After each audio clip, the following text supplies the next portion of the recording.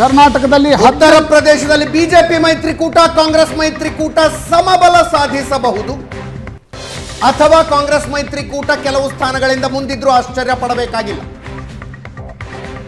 ಅಖಿಲೇಶ್ ಯಾದವ್ ರಾಹುಲ್ ಗಾಂಧಿ ಮೈತ್ರಿ ಉತ್ತರ ಪ್ರದೇಶದಲ್ಲಿ ಕಮಾಲ್ ಮಾಡಿದಂತೆ ಕಾಣಿಸ್ತಾ ಇದೆ.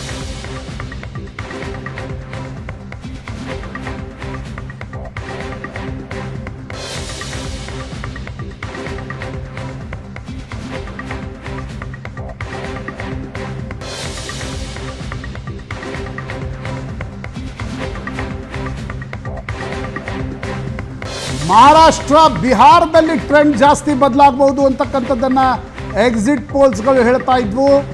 ಆದರೆ ಉತ್ತರ ಪ್ರದೇಶದಲ್ಲಿ ಚಿತ್ರಣ ಬದಲಾಗ್ತಾ ಇರುವಂತೆ ಕಾಣ್ತಾ ಇದೆ. ಫೈನಲ್ ರಿಸಲ್ಟ್ ವರೆಗೆ ಕಾಯಬೇಕಾಗತ್ತೆ. ಬಿಹಾರ್, ಒಡಿಶಾ, ಪಶ್ಚಿಮ ಬಂಗಾಳ, ಮಧ್ಯಪ್ರದೇಶದಲ್ಲಿ ಬಿಜೆಪಿ ಮುನ್ನಡೆ ಕಾಯ್ದುಕೊಂಡಿದ್ರೆ UP, ಹರಿಯಾಣ ಮತ್ತು ರಾಜಸ್ಥಾನ್ 3 ರಾಜ್ಯಗಳು INDIA ಒಕ್ಕೂಟವನ್ನು +40 to 50 ವರೆಗೆ ತೆಗೆದುಕೊಂಡು ಹೋಗಿವೆ.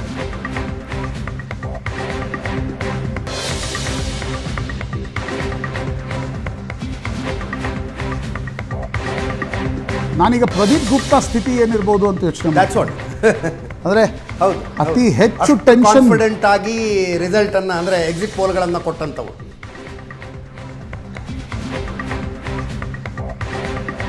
ಕಳೆದ ಸಲಕ್ಕಿಂತ ಉತ್ತರ ಪ್ರದೇಶದಲ್ಲಿ ಬಿಜೆಪಿ ಪರ್ಫಾರ್ಮೆನ್ಸ್ ಕಡಿಮೆ ಆಗುತ್ತೆ ಅನ್ನುವ ಭವಿಷ್ಯ ಪ್ರದೀಪ್ ಗುಪ್ತಾ ನುಡಿದಿದ್ರು. ಆದರೆ ಇಷ್ಟು ಕಡಿಮೆ ಆಗುತ್ತೆ ಅಂತಲ್ಲ, ಈ ಲೆವೆಲ್ಗೆ ಕಡಿಮೆ ಆಗುತ್ತೆ ಅಂತ ಅಲ್ಲ.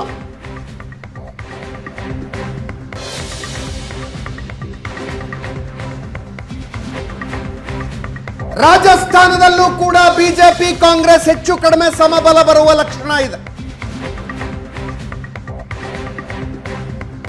ರಾಜಸ್ಥಾನದಲ್ಲೂ ಕೂಡ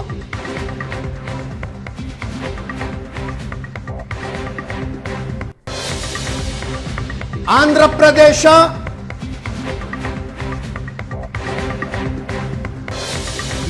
ಪಶ್ಚಿಮ ಬಂಗಾಳ ನೋಡಿ 21-16 ಇದರ ಉಲ್ಟಾ ಸಂಖ್ಯೆಯನ್ನ ಬಿಜೆಪಿ 21 ದಾಟುತ್ತೆ, TMC 16ರ ಆಸುಪಾಸಿನಲ್ಲಿರುತ್ತೆ ಅಂತ ಎಕ್ಸಿಟ್ ಪೋಲ್ಗಳು ಹೇಳಿದೆ.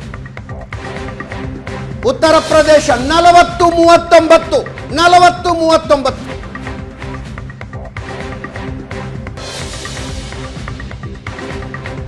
ಅಸ್ಸಾಂ NDA 11, INDIA ಮೈತ್ರಿ 3.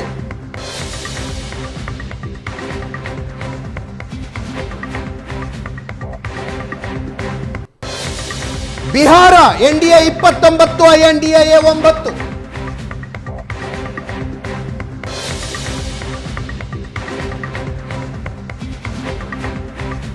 Odisha 13, NDA BJD 5, INDIA 2.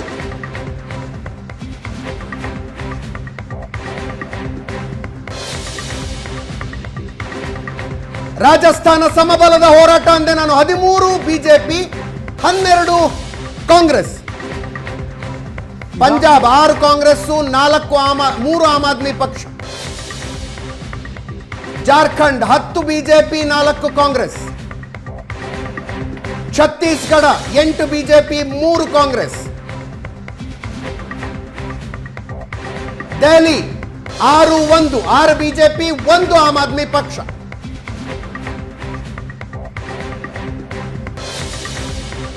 Haryana 6 BJP, 4 Congress. Uttarakhand 5 BJP, 5 BJP leading ಅಲ್ಲಿ.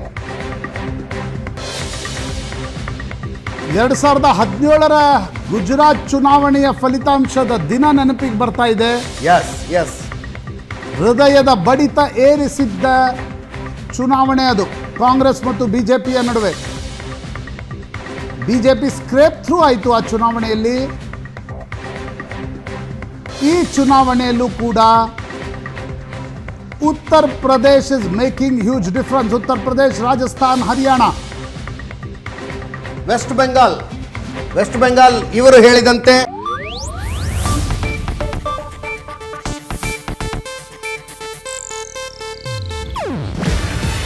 ಇದು ಏಷ್ಯಾನೆಟ್ ನ್ಯೂಸ್ ನೆಟ್ವರ್ಕ್ ಪ್ರಸ್ತುತಿ. ನೀವು ನೋಡ್ತಿದ್ದೀರಾ ಏಷ್ಯಾ ನೆಟ್ ಸುವರ್ಣ ನ್ಯೂಸ್.